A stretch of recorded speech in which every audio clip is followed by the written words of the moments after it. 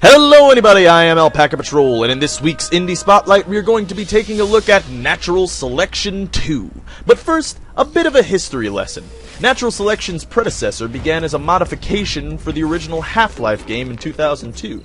At the time, GameSpy hailed it as possibly the most ambitious user-made modification ever brought to fruition. It excelled in pushing the boundaries of a traditional first-person shooter and went beyond what even full-budget releases were willing to attempt. Natural Selection 2, developed by Unknown Worlds Entertainment, picks up right where the original left off. The uniqueness and originality of the game comes from its competence in genre melding. One could call it a competitive first-person shooter wrapped in a real-time strategy game.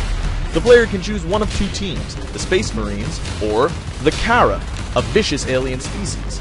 As the Space Marines, you'll feel right at home if you're used to a traditional military shooter. The aliens, on the other hand, are more evocative of the xenomorphs from the original Alien vs. Predator games circa 1999.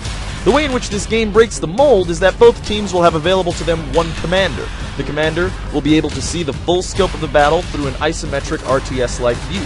The Space Marine commander will be able to issue orders to his Marines, like assaulting a position, protecting a player, or building a structure, all the while researching new weapons and upgrades for his comrades like jetpacks and flamethrowers. In a deviation from the original mod, the aliens will also have a commander, but in the interest of asymmetric gameplay, the alien commander will not be able to issue direct orders. Instead, he or she will research evolutions for his swarm, like increased health regeneration or a leap attack, along with new classes for the team to play as.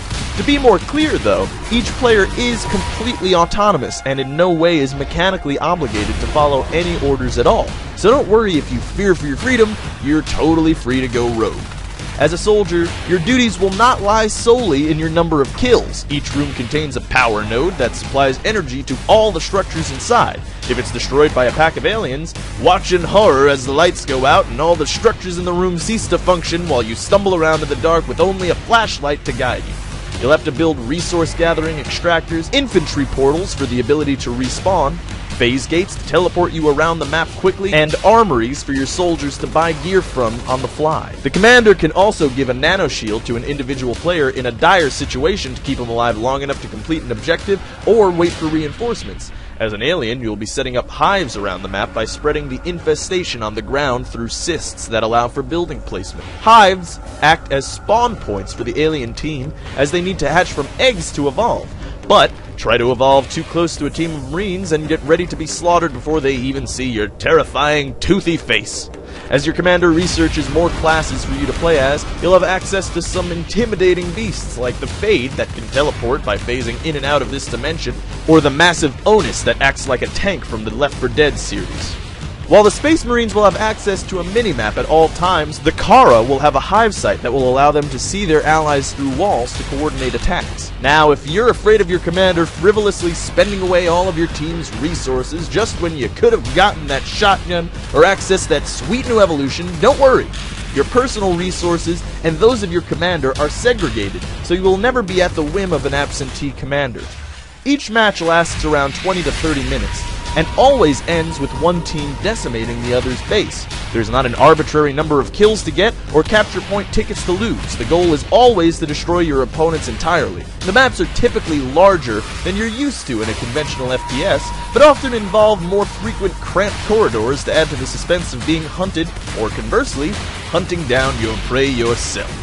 You also can't expect the common regenerating health mechanic in all first-person shooters today. You'll carry your wounds with you around the map.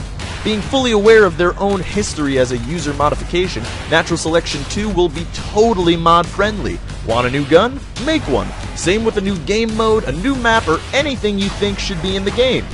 With the recent success of the DayZ mod for Arma 2 that skyrocketed its sales beyond what they had ever been, refusing to have mod integration in this day and age is simply nonsensical. Now the fun part, when you get to play it. Well, I have great news! You can already have access to the closed beta if you pre-order the game today. However, if you want to wait for a finished product, the game is slated to release sometime this summer. I'll provide links in the description to the website and pre-order so you can get your hands on it early. I hope you've enjoyed this Indie Spotlight. Be sure to check back next week for another exciting upcoming indie game in development. This is Alpaca Patrol, signing out. Peace, fools.